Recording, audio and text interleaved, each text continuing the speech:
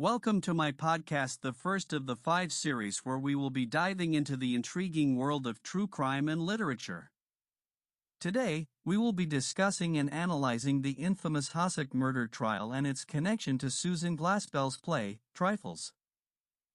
This real-life murder case and its fictional adaptation offer different perspectives and interpretations of the same event, making for a fascinating comparison. As a student of literature at Springfield Technical Community College, I was intrigued by the idea of comparing a real-life murder and trial with Glaspell's play. Both works present different perspectives and interpretations of the same event. To fulfill this final comparison project, I decided to create a podcast that delves into the similarities and differences between the two. We will explore the intersection of true crime and literature by examining the Hosack murder trial and Susan Glaspell's play, Trifles. I am your presiding host Siraji Omar, together with my narrator Suzanne. Thanks for joining me, Suzanne. Thank you for having me. I will do my best to put your words across. We will be right back.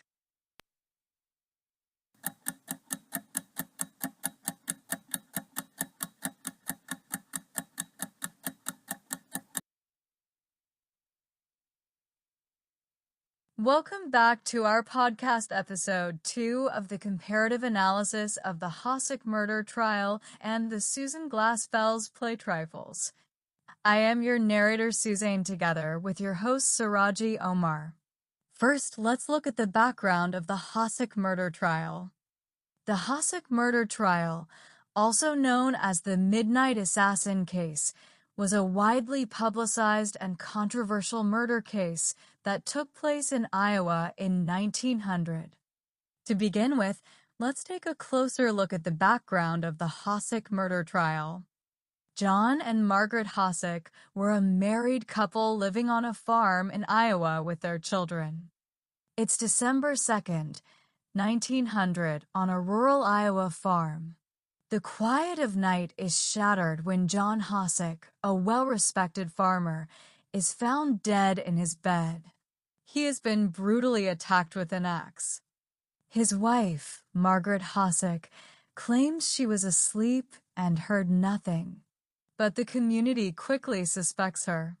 John had long been an authoritarian figure in the household. Neighbors whispered that Margaret endured years of mistreatment, though others saw her as a cold and calculating woman. The question remained, was this murder an act of self-preservation, or was there a hidden motive? Margaret was arrested. In a trial that gripped the region, prosecutors argued that she struck the fatal blows out of long-standing resentment. Her defense maintained that an unknown intruder had committed the crime. Now, was Margaret really guilty, or had she been unfairly painted as a murderer because of societal biases? The newspapers turned Margaret into a villain before the trial had even begun. Sensationalized headlines called her the Midnight Murderess, portraying her as an unstable wife with a hidden rage. Rather than examining the reality of her marriage, the press fixated on courtroom theatrics, dramatizing every moment of her trial. The emphasis was not on whether she was guilty beyond a reasonable doubt, but on whether she fit society's image of what a grieving widow should look like. The trial became a spectacle, with newspapers portraying her as either a cold-blooded murderer or a victim of an oppressive marriage. Despite her claims of innocence, a jury of 12 men found her guilty in the first trial, sentencing her to life in prison. However, after a year in prison, the Iowa Supreme Court overturned the verdict on appeal, and she was eventually released. Stay tuned. We will be right back.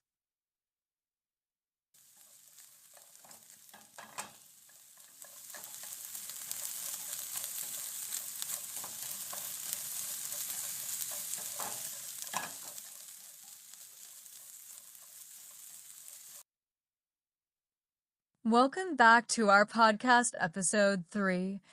I am your narrator Susan together with your host Siraji Omar. Now let us look at the background and the origin of the one-act play called Trifles.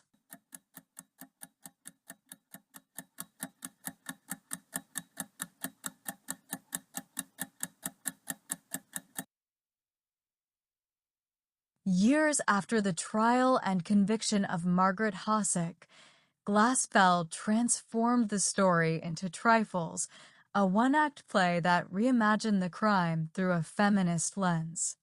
Susan Glaspell drew inspiration for Trifles from the real-life murder trial of Margaret Hosack, which she covered as a young journalist for the Des Moines Daily News in 1900 to 1901. Trifles is a one-act play by Susan Glaspell that explores themes of gender roles, justice, and societal expectations. Trifles, a one-act play written by Susan Glaspell in 1916, tells the story of a murder investigation in a rural farmhouse. The story unfolds in a rural farmhouse where a group of men, law enforcement, and legal officials investigate the murder of John Wright. Instead of focusing on legal evidence, the play highlights the emotional and psychological suffering of Minnie Wright, the fictionalized version of Margaret Hosack. Meanwhile, two women, Mrs. Hale and Mrs. Peters, accompany them and quietly observe the domestic space. As the men dismiss household details as insignificant trifles, the women uncover crucial evidence, a dead canary with a wrung neck, that reveals Mrs. Wright's emotional suffering and the motive behind the crime. The play highlights the contrast between male and female perspectives on justice and the overlooked intelligence of women in a patriarchal society. The Hosack murder trial, on the other hand, occurred in 1900 in Iowa and involved the conviction of Margaret Hosack for the murder of her husband. Although these two examples may seem vastly different from each other, they both shed light on the flaws and inequalities within the criminal justice system. In Trifles, we see a group of men investigating a murder while their wives accompany them. The women, who are not taken seriously by their husbands or the sheriff, discover crucial evidence that ultimately leads to solving the case. This play highlights the lack of respect and agency given to women in society during that time period. The men focus on gathering evidence that supports their preconceived notions about the case, ignoring anything that may contradict their beliefs. On the other hand, the women pay attention to details that are often deemed insignificant, but turn out to be crucial in solving the case. By focusing on the trifles or seemingly insignificant details, Mrs. Peters and Mrs. Hale, who were also the wives of the investigators, are able to piece together what truly happened in the murder of John Wright. Through their conversations and actions, we learn that Mrs. Wright was isolated and unhappy in her marriage, just like Margaret Hosack. The play also highlights the disregard for women's opinions and experiences in a male-dominated society and the disregards of the little nuances called trifles those men failed to record.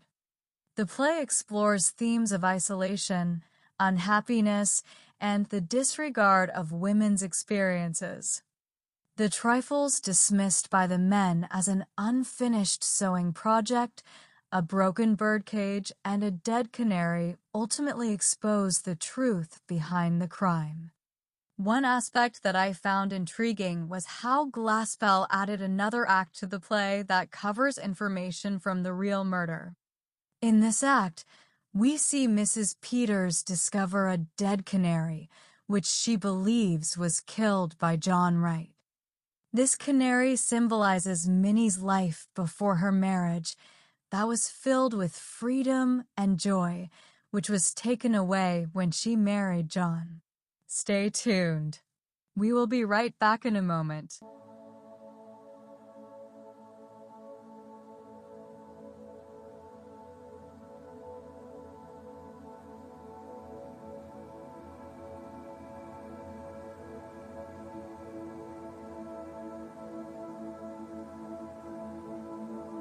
Welcome back to our podcast episode 4. I am your narrator Suzanne, together with your presiding host Siraji Omar.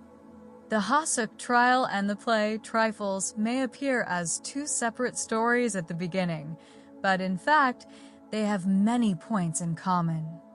Both works are concerned with the issues of murder, justice, and gender roles, and the two works present two different images of the main characters.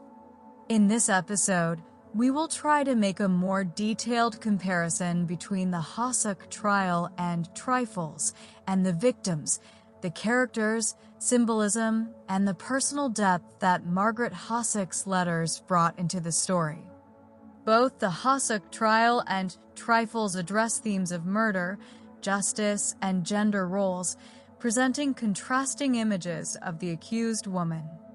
To begin with, the victims in the Hasuk trial and in Trifles, Margaret Hasuk and Minnie Wright, respectively, have many features in common.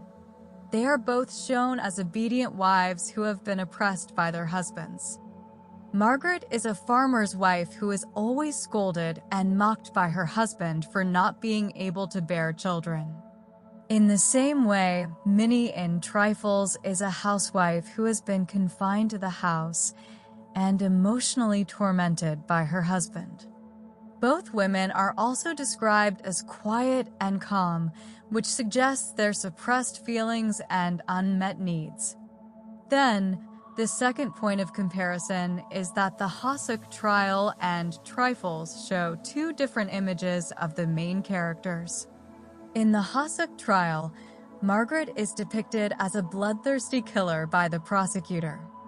They make her out to be a monster who killed her husband in a fit of anger due to his constant nagging and infidelity. Margaret Hasuk is depicted by the prosecution as a cold-blooded killer, driven by anger and resentment. On the other hand, in Trifles, Minnie is portrayed in a gentler way as seen by the female characters. They know what she is going through in patriarchal society and try to understand and feel for her. Minnie Wright is portrayed by the female characters in Trifles as a victim of oppression, prompting empathy and understanding. This difference between a criminal and a victim's portrayal in both stories gives the reader a chance to think about their own interpretation of the characters. We will be right back in a moment.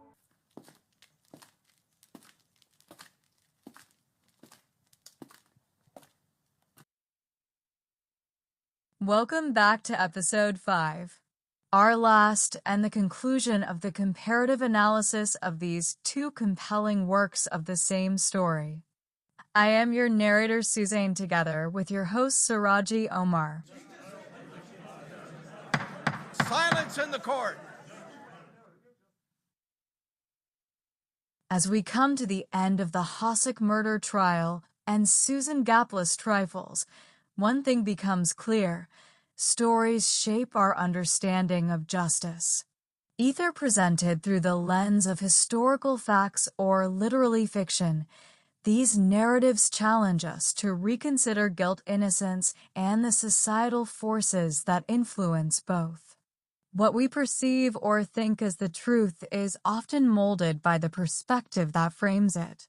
So, as we close, I leave you with how many stories have shaped your view of justice and how many truths remain hidden in details that we may have overlooked.